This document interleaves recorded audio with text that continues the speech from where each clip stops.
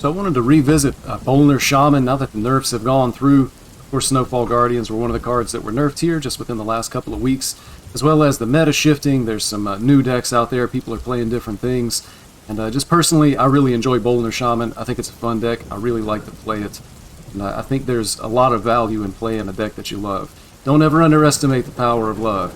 If you think you are underestimating the power of love, then I got a great song to recommend to you called The Power of Love. Huey Lewis and the News. Feel free to check that out. Uncorrupt coming to you. I'm going to be breaking down the deck card by card. I'm going to talk about some of the tips and tricks that I've learned from playing the deck. And then later on after that, we're going to take this puppy out on the ladder and see if we can do some damage out there. Looking at the deck here, Bolner, it's also called Bolner OTK Shaman. I always tell people this is not a true OTK deck. The OTK is not the primary win condition of the deck. This is a tempo deck that has an OTK package. So taking a look at the deck itself, the actual OTK package, what you're going to need to be able to pull off the big damage turn, you're going to need a Lightning Bloom, you're going to need Bolner, and you're going to need E-Charge. Now the OTK itself does have some setup. You're going to have to corrupt both a Circus Medic as well as a Dunk Tank, and you're going to have to play each one of those in order to be able to set up your big damage turn. Once these have been corrupted and played, you're going to play Bolner, Lightning Bloom, so that we can be able to get the charge out, or if you're lucky enough to be able to complete all those steps to set up the OTK, as early as turn 8, you can actually double Lightning Bloom to get this off, but it's going to be Bolner, Lightning Bloom, E-Charge. E-Charge here, of course, is going to return all the corrupted cards that we've played this game to our hand, and they're going to cost 0, which means we're going to get a corrupted Circus Medic and a corrupt Dunk Tank. Those are doing 4 damage each, respectively, and it's also targeted, meaning we can aim it wherever we want to. Of course, that's going to be the hero. Bolner is then going to go off, and we're going to get an additional copy of each one of those, assuming we have space in our hand. And it's sometimes referred to as infinite damage. It's not actually infinite, but it should be more than enough to kill your opponent. We're going to be playing the Circus Medics and Dunk Tanks, damaging the enemy hero. Every time we play a corrupt Circus Medic, it's a battle cry that is going to activate Bolner, which is going to give us more corrupted cards, meaning we're going to get multiple Circus Medics, multiple Dunk Tanks to be able to kill the enemy hero. Some things to keep in mind about the combo. The amount of damage you can do is going to be limited by space on the board. You know, you have to have 2 spaces on the board for Bolner and E-Charge, and then you're going to have at least a 3rd space to be able to play a Circus Medic so that you can get more corrupted cards in your hand. So just kind of be careful when you're setting up the OTK. Make sure that your board isn't too wide. You're likely going to have to play at least 1 Circus Medic, sometimes 2, depending on how much damage you need to do to your opponent, and on which corrupted cards are actually going back into your hand. As you can imagine, as you continue to play more and more corrupted cards, when a charge goes off, it's going to fill up your hand. And if you end up either not hitting medics or not having board space to be able to play medics, it's going to limit the amount of damage you could do. Realistically, the only matchup that probably is going to come up in is going to be Paladin. We're not running a Rustrot Viper in this deck. We can't break their weapon, so after they play Cariel, they're taking half damage, which means each one of these is only dealing 2. Which means, you know, it's going to take a lot more cast to be able to kill him. Just something to keep in mind there. You don't want to come up short on damage because you were either short on board space or hand space. Looking over the rest of the deck here, this really is just a tempo deck. Shaman is really good at fighting for the board. And so, just kind of looking, we'll go card by card here. Lightning Bloom, of course, pretty straightforward there. Just extra mana this turn at the expense of mana next turn. Armor Vendors actually included in the deck here. Just gives us just a little bit of healing. Sometimes it can give us a minion to play on turn 1 if we need to fight for the board against, say, like a Face Hunter, something that we can trade with, and something else that maybe our opponent might want to target if they decide that they need to make a trade. One note that I would have about Armor Vendor here, based on what your opponent is playing, or what you can reasonably expect they're playing, if you think they might have Mutinous in their deck, and you think that they're not going to be putting a lot of pressure on you in the early game. So, for example, if you thought that you were playing another Bolner Shaman, you can actually hold on to Armor Vendor, keep a minion in your hand, so that if your opponent plays Mutinous, you have Armor Vendor that could be a potential target. You know, it might save a Bolner or an charge. So, small note about the Armor Vendor there. Wind Chill, freeze a minion, draw a card. This card's really just here for card draw. You're not trying to specifically target a big minion to be able to freeze it so that it doesn't get to do anything. You don't have to hit an 8/8 with it. A lot of times I'm just playing these trying to cycle them because I want to get deeper into my deck. You do have the option to freeze something big, but a lot of times in the early game, I might be freezing like 1/1s. I might freeze my own minions. I might freeze a totem just to be able to draw a card. Auction House Gavel. This is a card that was actually cut out of the deck previously, and now after the nerfs has been added back in. The reason why it was cut, Snowfall Guardian was, of course, previously 5 mana, and of course, if the discount from the Gavel landed on Snowfall Guardian, Guardian at the time being 5 would have gone to 4, and then Snowfall Guardian would no longer corrupt Circus Medic and Dunk Tank, which actually ended up being an issue at the time. You don't have a whole lot of cards down here that can corrupt these, and it's a key part of the OTK combo if you feel like you're going to need that to be able to win. Snowfall Guardian going to 6 now, we're not as worried about it, so Auction House Gavel gives us the option to potentially remove some smaller minions or damaged minions in the early game, as well as discount the many battle cries that are included in the deck, and it doesn't ruin the corruption synergy of Snowfall Guardian with the cards that we need to corrupt for the OTK. Diligent Note Taker, return a spell to your hand. There's a lot of times where I'm actually just playing this with Wind Chill to get an extra Wind Chill in the hand. I like to cycle with this deck. I like to draw cards, trying to really get into like the Snowfall Guardians for big minions against board-based decks. Of course, freezing the board and getting the big minion in play. And also just trying to draw into the various pieces that we're going to need for the OTK itself. It has other uses as well. You could get back a corrupted Dunk Tank if necessary. For some reason, I can't imagine why, but maybe you want to get back another Wildpaw Cavern. Could potentially be used to return a spell that you get off of Instructor Fireheart. No such thing as a universal rule. There's no one thing that I can say about this that's going to be true in every single game, but don't be afraid to use it on a cheap spell like Wind Chill or even Lightning Bloom if the situation arises. Just make sure you think it through, make sure you have a good reason for doing what you do, but you don't necessarily save it for any specific thing. Sleepbreaker, key card in the deck. We're going to be looking for this in our mulligan. Add a Wind Chill to your hand. Again, it's just extra cycle. It gives you a board presence, minion on the board to be able to trade with or potentially damage the other hero, get some chip damage in. Brilliant Macaw, repeat the last battle cry that you played. Keep in mind the last battle cry that you played. Sometimes it's easy to remember, oh hey, I played a Snowfall Guardian, but then maybe you forget that you played a Primal Dungeoneer in between. So just make sure you know exactly what battle cry you're going to get when you play this. Again, no universal rule on this. A lot of times you can use it to repeat the effect of the Snowfall Guardian, be able to freeze the board again and get another big minion. Sometimes you might actually want to copy the effect of the Sleepbreaker, get an extra Wind Chill, cycle a card, copy Primal Dungeoneer. Could even potentially be used to copy Brucon if that's the most recent battle cry that you played. So no hard rule, lots of different uses here. Just make sure you think it through and make sure that what you're doing with this card is going to be appropriate to the matchup that you're in. Instructor Fireheart, of course, just a very strong spell. Lets you look for outs of some tough situations. You can also use it to try to dig for lethal. Pretty much the same uses that Instructor Fireheart has always had are going to apply to this deck as well. Primal Dungeoneer, draw a spell if it's a nature spell. Also draw an elemental, of course. We do have 2 nature spells in the deck. We have Lightning Blooms, and Dunk Tank is also a nature spell. If we hit one of those, we'll potentially draw Snowfall Guardian or the other elemental in the deck, being Sleepbreaker here. We do have some other spells in the deck that can actually cause us to whiff. Wind Chill, of course, is Frost, in which case it only draws the 1 spell.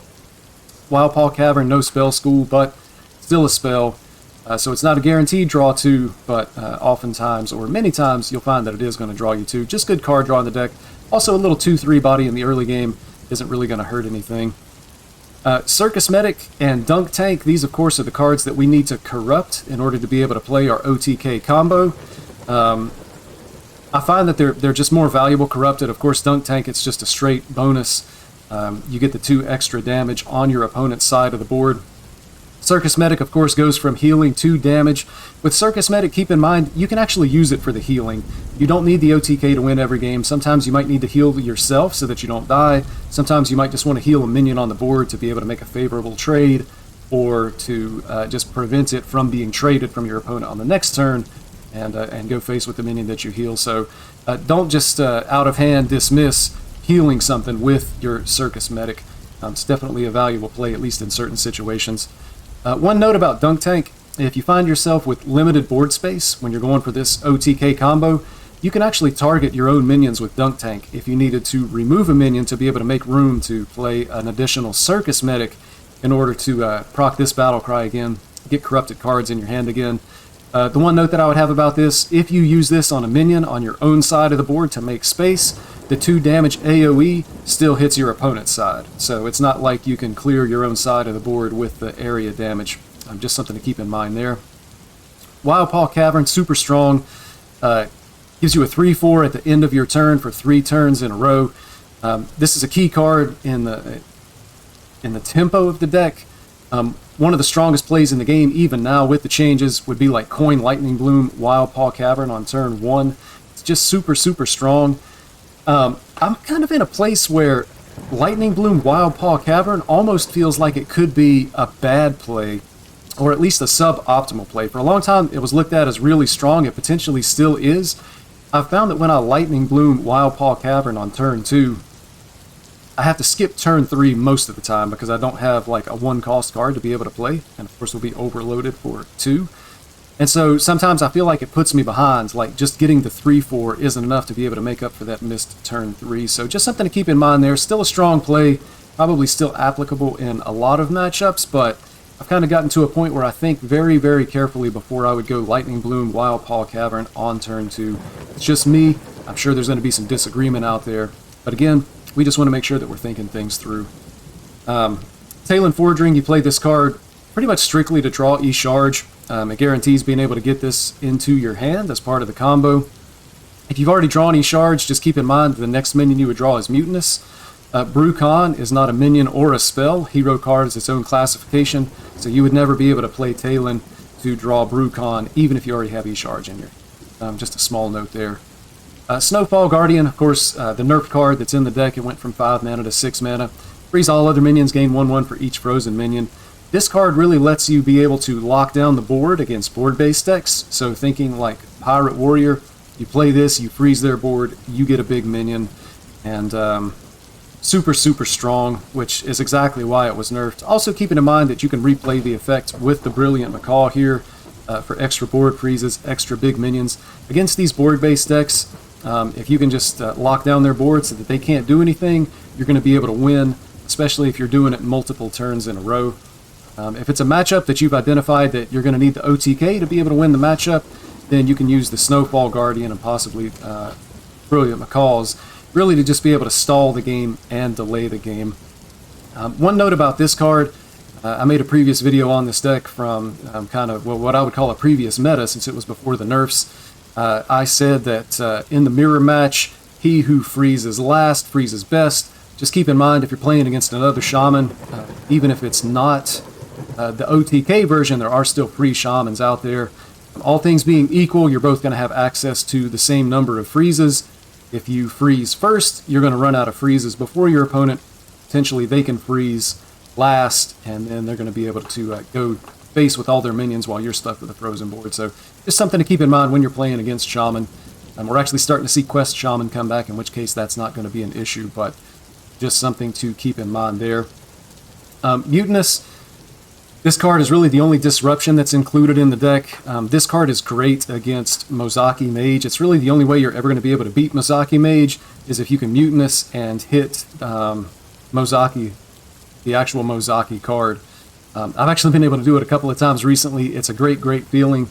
Your opponent typically concedes as soon as you hit it. It's really more of a rage quit.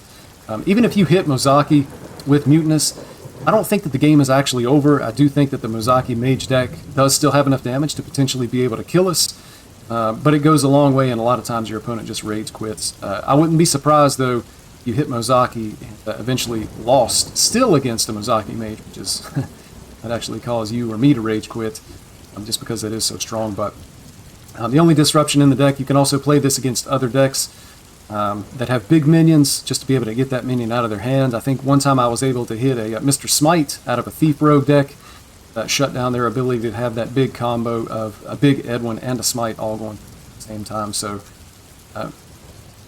Not necessarily a core card, but good to have around. It definitely has its uses, and maybe better than some of the other cards that could be included in the deck. And kind of rounding things out here, Brucon, the hero card, pretty strong here. You get to choose from 2 of the hero powers as soon as it's played. You can potentially clear the enemy board with 2 AoE, 6 damage to the enemy hero, heal yourself, summon the 2/3 taunts. Lots of different uses with this. One thing that I would say here, I've got a very memorable game where I played like Coin, Double Lightning Bloom, and Brucon on turn 3, and surprisingly it was not a blowout game. This card is subject to a lot of variance with the different hero powers that you can get. If you hit, healing, AoE, healing, you might not be able to do anything super useful depending on what you're playing against. So I wasn't necessarily sad that I spent that many resources being able to get the early Brucon, but it's not going to be a guaranteed blowout. You might want to actually save your Lightning Blooms and the coin for other things if you find yourself in that situation. But if your hand does nothing, that's certainly something that can definitely be done. Getting into some of the kind of matchup-specific stuff of the decks that I'm seeing and that I'm playing against currently, I already talked about Mozaki Mage. The only way that you're really ever going to be able to beat them is with Mutinous. You're not going to be able to develop the board to get enough pressure on your opponent to kill them before they get off the big OTK turn. The good thing about Mozaki Mage is that deck almost always, 90 to 95% of the time, is going to telegraph when they're setting up for the big play. So you've probably seen it yourself by now, but if your opponent plays, flow, or if they're drawing cards and it's around turn 6, turn 7, you can kind of tell when they're setting up. If they play a Siphon Mana and they hit the honorable kill to discount their hand, there's a few different tells that the Mozaki Mage is getting ready to go in, and you can definitely be looking for it around turn 6, turn 7. You don't want to go too soon. Sometimes it might be better to try to wait one additional turn, because if they don't have the Mozaki in hand, you've really lost your chief way of being able to win the game if you hit something else. Also keep in mind, Mozaki Mage does run, for sure, multicasters, so if they still have a multicaster in hand, it's not going to 100% hit Mozaki. I think I may have even played against somebody who was running Wand Thieves. I'm not sure if Wand Thief is considered core now in that deck, but you're not necessarily guaranteed Mozaki. Definitely worth the shot, though. And just kind of thinking about it now that I've said it out loud, I don't see how Wand Thief could be core. The more minions that you're running in that deck, the more it's going to hurt you as far as playing Refreshing Spring Water. So most likely, if they've already played one multicaster, you should have a really, really high chance of being Mozaki with the Mutinous. Of course, we have the Meta Tyrant Thief Rogue. Thief Rogue is a tempo deck just like we are, but they're actually just better at it than we are. I had a very memorable game where I was able to coin Lightning Bloom Wildpaw on turn 1. Of course, I skipped turn 2. On turn 3, I equipped an Auction House Gavel. On turn 4, I was able to play my second Wildpaw Cavern, and I was able to play a free Sleepbreaker, because both of the Auction House Gavel discounts landed on Sleepbreaker. So on turn 4, I played an additional Cavern, I played a free Sleepbreaker, and actually found myself behind on board against a Thief Rogue going into turn 6 and turn 7. I was actually taking damage from board every single turn. Thief Rogue, super, super strong, really good at being able to clear the board, so we just have to do the best we can to be able to fight against him, freezing things with Wind Chill, stalling, buying time, hopefully being able to freeze the board with Snowfall Guardian. If you can kind of get to the point where you're freezing with Snowfalls and repeating with Brilliant Macaw, even when that Thief Rogue plays Scabs, they're going to be returning cards to your hand that you're using to freeze the board, so you're not taking damage. You do still have to worry about the Edwin Smite combo, though. As much as possible in the early game, we'd want to try to not take damage, just make it harder for them to be able to get the amount of damage that they're going to need in order to be able to kill you at that point. And then, of course, hopefully finish them off. Usually, it's going to be with the combo itself. It's just so hard to be able to control the board. But once you make the Snowfall Guardians, should be okay. Just watch out for that big burst. Other decks that I'm seeing in the meta, I'm seeing Shaman. Other people are playing the same deck. Mirror matches are always a little bit coin flippy. You just want to be careful with your freezes if you're playing against other Shaman. If you are playing against, say, like a Quest Shaman, then, you just kind of have to be aware that they're going to have a lot of spells. When they hit Brucon, they're going to be able to, of course, play spell gets cast twice, so they could potentially do a lot of face damage. We're not really worried so much about Charged Call in Quest Shaman because we're going to be able to freeze the board. We're going to hold on to our freezes as long as we can. make sure that we don't die from board. And I've kind of identified Quest Shaman as another matchup where we're going to be going for the OTK finisher in most cases. They're going to be able to control the board, charge calls, so on and so forth. Hunter, pretty much the only Hunter that I see out there is Face Hunter. There is some Death Rattle. The Death Rattle is definitely going to be slower. It'll give us more time to be able to set up for the combo. You're never going to be able to get through the Mountain Bears and all the taunts anyway, but it's perfectly fine to move slow. And Death Rattle Hunter, all their damage is coming from the board. Snowfall Guardian is going to be a key card in that matchup. Being able to lock down the board and not take damage. Face Hunter, we should have the tools here. We have a little bit of healing with Armor Vendor. We can stall the game with Wind Chills. We'll be able to make some early trades on the board. Hopefully be able to get an early Wild Paw Cavern. And, you know, Face Hunter, certainly a matchup where you would consider healing yourself with Circus Medic, just to be able to stay in the game a little bit longer. Really just looking to stall until you get to a point where you can build, most likely, big Snowfall Guardians and then kill them from there. Pirate Warrior, another popular deck that you could be coming across. Pirate Warrior, I feel like, is just a really, really bad deck into Bolner Shaman just because of the freezes. You know they're going to be putting minions on the board. I've had multiple cases where I've been able to actually board lock my opponent, meaning they couldn't play any more minions.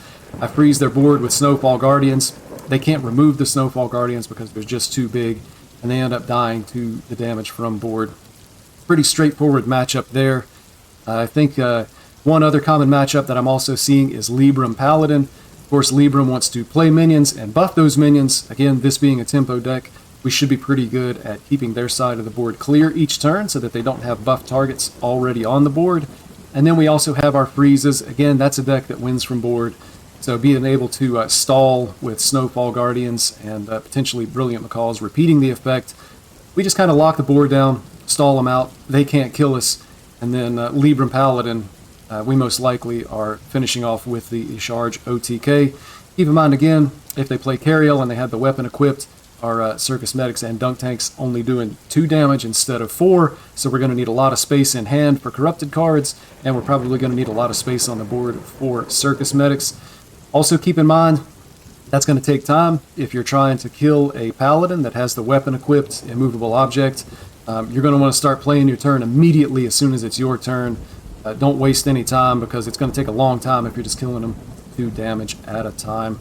I believe that's all of the most common matchups that I'm actually seeing on the ladder.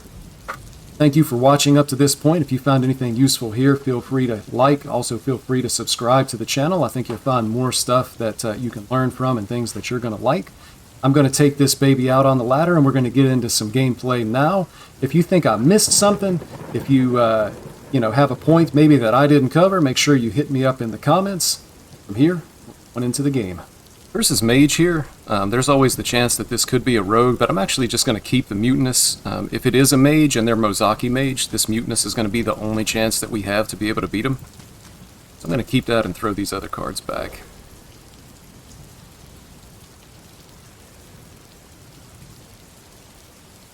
Sleep Breaker.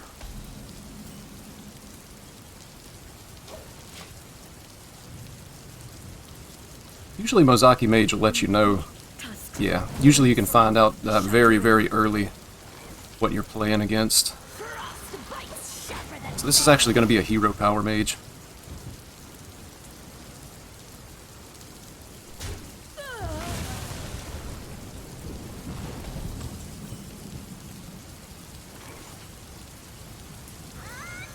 I'm going to get the Macaw down here. Take another Wind Chill. Start cycling cards soon. We want to be careful about taking too much damage, and we want to have minions on the board as well.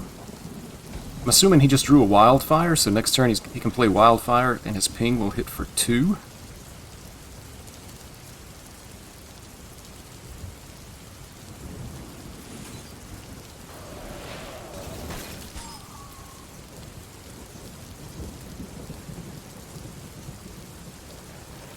Just going to cycle cards. There's a Wild Paw Cavern that we can play next turn.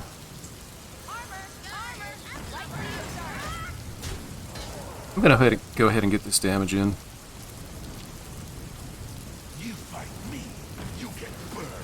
Turn it up. But that was pretty unlucky for us.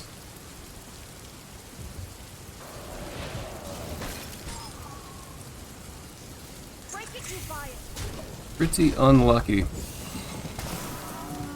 We would have liked our 3-3 to survive as like a 3-1 or a 3-2, but it's fine.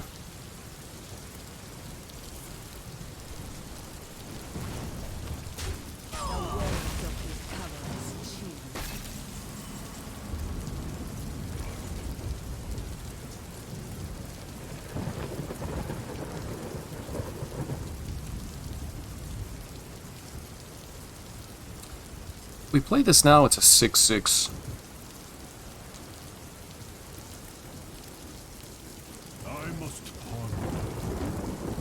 I'm a bit concerned about like Mask of Cthulhu doing a lot of damage to our face. Because if we get too low, then we're susceptible to just being killed by like the Mordresh, which is going to be active here in the next couple of turns, it feels like.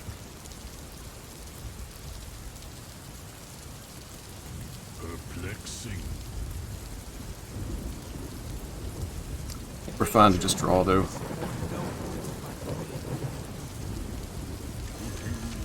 Take another copy of Wind Chill for sure.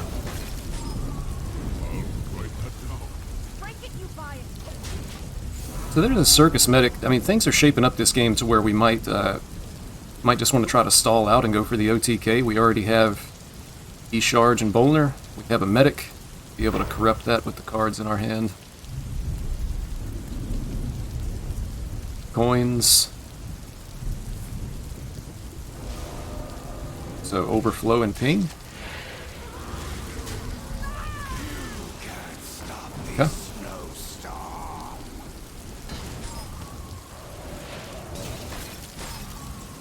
Alright, so our opponent made a tempo play here. At this point, I think we just need to freeze with the Snowfall Guardian. It's going to corrupt our Medic.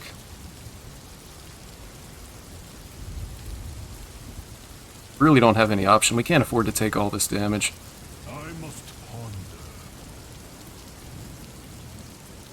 Question is, do we cycle the Wind Chill now? Or do we wait? I think we want to cycle. We just need to get deeper in our deck. It's Talon. Talon actually draws our second Snowfall Guardian at this point.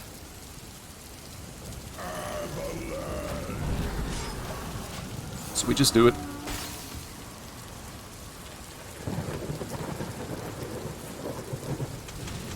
Here's the Mask. It's actually a really good outcome for us. Alright, how much damage do we have here? Also, this hitting Mordresh is, like, insanely strong. We have 16, we have 20? Now we just need to make some trades on the board here. Stay wide, so we can draw and play Talon, which is going to guarantee us the Snowfall Guardian. And if this actually draws Snowfall Guardian, then it's going to get us the second Medic. Nature waits for no one but me. Lightning Bloom and a Sleep Breaker. We're going to get Talon down.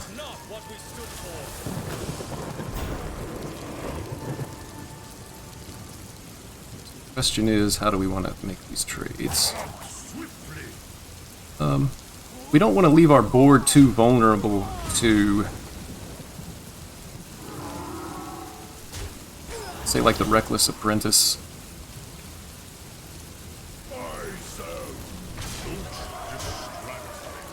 Send the rest of that damage face. He's down to 18 now. Okay. So we're going to want to try to play around the damage of his hero power because we don't want that thing getting buffed.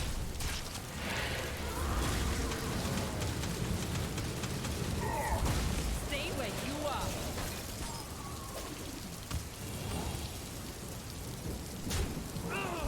It does 4. He drew us our second Guardian, though. Still feel pretty good here. That gives us 2 freezes.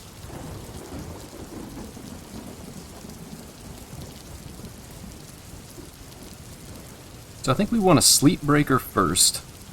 We want to try to draw a Dunk Tank so that we can corrupt it.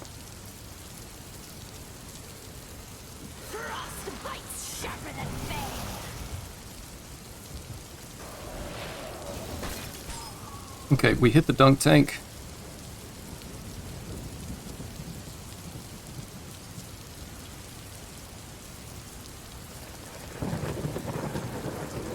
This is going to corrupt our dunk tank, so we're feeling pretty good here. So the last thing we need to figure out is how we can play these two corrupted versions, and then the following turn we've got the OTK. So we're getting close here. You get burned. Stay where you are. Turn it up. No way you can save this ship. His health is irrelevant, but our health is very relevant. There's another dunk tank. So we can go...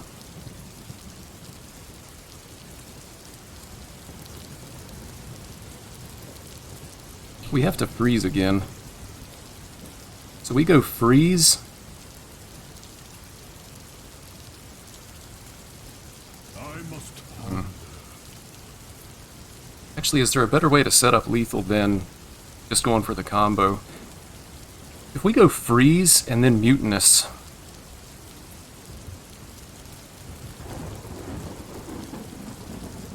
He's already used both flurries. I must ponder. Or do we just want a dunk tank? Probably going to be better to freeze and dunk tank.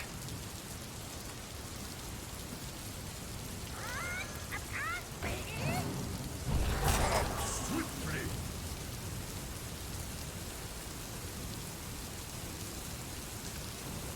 Maybe not.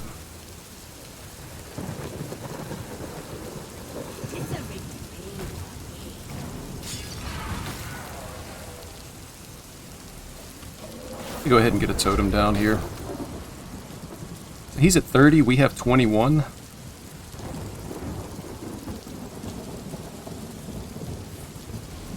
Buffs his hero power.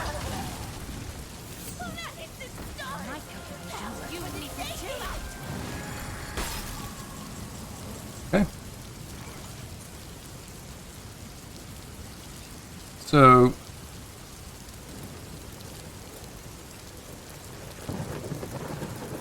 Mordresh would be 10. We could potentially have 16 from hand.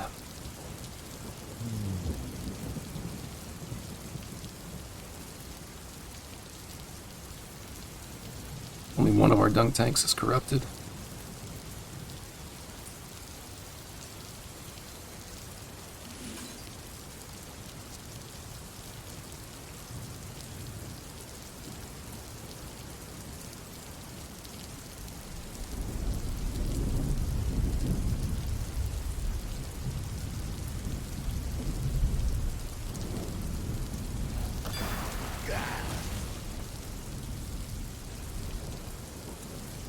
Swiftly. Never be afraid. I waited too late to make this play.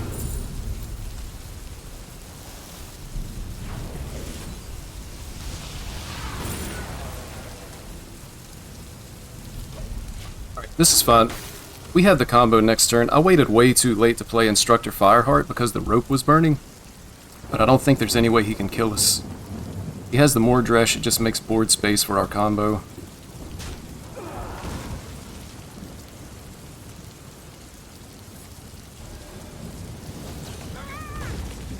So we get the combo off next turn.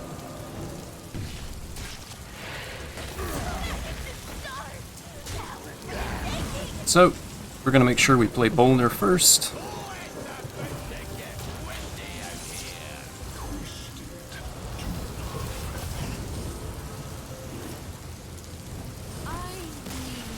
Yep, and our opponent knew that the game was over because we were going to proceed with the OTK combo, so nice little win for us there.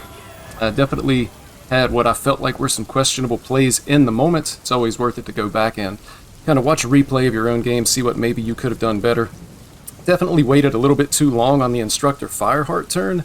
Should have gotten that card on the board earlier so that I would have had more time to make some decisions there. But in the end, we were able to execute pretty well and win the game. Also, we got to see the OTK in action. Thank you for watching. Don't forget to like the video if you found anything useful here. Also, please consider subscribing to the channel. That's a big help to me.